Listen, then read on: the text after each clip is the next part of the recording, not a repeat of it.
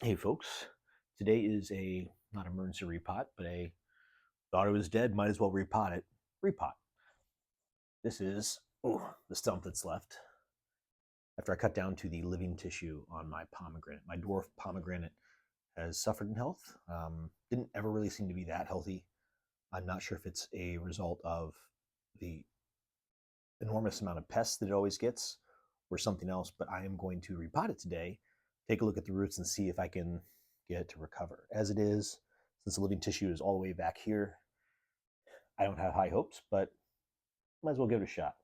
So let's get into it. Zoom in a little bit for y'all so you can see a little better. And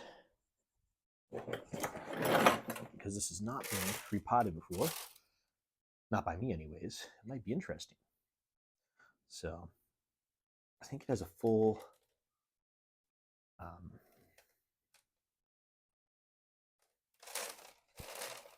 ooh. All right. So what I'm seeing is it's nice and pot bound, not overly so. Of course, my drainage screen is really small. I really love this pot. Really glad I got the pot at the very least.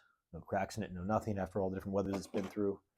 You guys might have noticed this. This is a cherry for my dwarf Barbados weeping cherry. All right.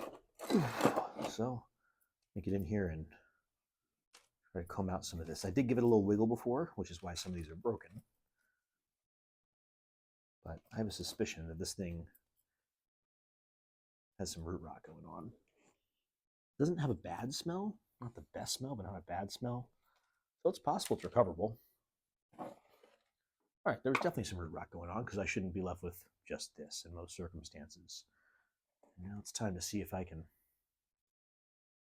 get some more of this soil out. Yeah, quite a bit of root rot. So I'm not seeing any of these that strike me as living roots. They might be, but they all just kind of look poor and bad and dead. The soil itself is nice and loose. I mean, I can break it up. Is the type of soil that they sell, I believe, in their store. So it is of good quality. It may just be that they're a combination of pests and not having enough leaves to pull water up, and my own inability to properly uh, regulate the moisture level in the soil. That might have been what did this one in. So I'm left with not a whole lot.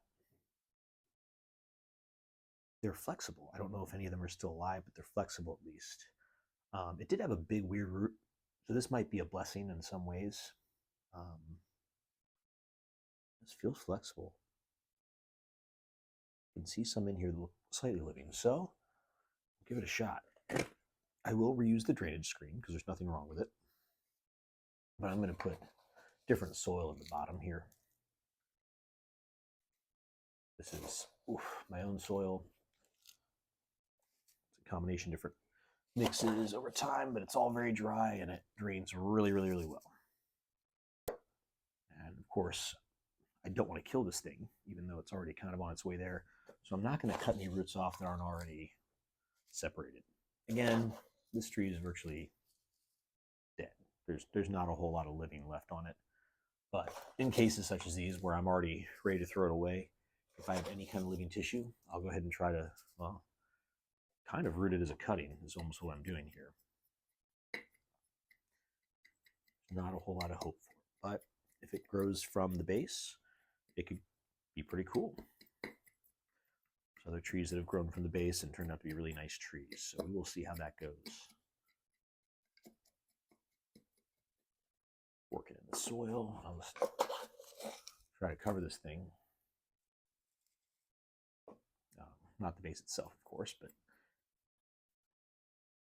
everything up into that little stump. I had not done any development on this tree other than just a couple of prunes to make sure things weren't crossing. It did look good. It got a whole bunch of flowers this year. But I think that from the stress of moving so many times, because it moved from one apartment to the restaurant to another apartment, from outside to inside, all that stuff, I think it was just too much stress. And it wasn't very strong when I got it. I just really like the shape of it, and I like the pot that it came in. So I'd gone with this particular specimen for that reason. Probably not the best choice. I had it for about 2 years. It did fine through last year. There were times where it grew much more strong than it did this year, and I don't mind losing topside development if I've got good roots. But certainly a combination of my own errors, my own neglect, and probably just something I should have recognized as being a weak tree in the first place. All right. Ooh, I think I am just about where I need to be as far as pieing this thing up. I'm not going to put the soil level quite as high as it was before. I am, of course, trying to fill in all my air pockets and get soil around all the roots. No risk of this thing falling over, so that's good.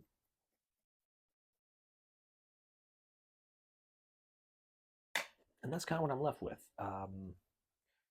Doesn't look like much because it's not much, but sometimes you work with what you got. It may grow from the base again, don't know, but I hope that it does. So that way I still have a pomegranate tree. Sorry, I'm just watching my dog chewing on his feet. Like he's working his nails down. He's a little funny, right? Are you a little funny, man? I'll show you guys a couple pots that I got. While I put this up on the shelf, I'll water on the shelf because I've got a good drip tray up there. It'll be very easy to water. Ooh. But I want to show you folks some cool things. One of which is, let's put this right on top here because nobody minds.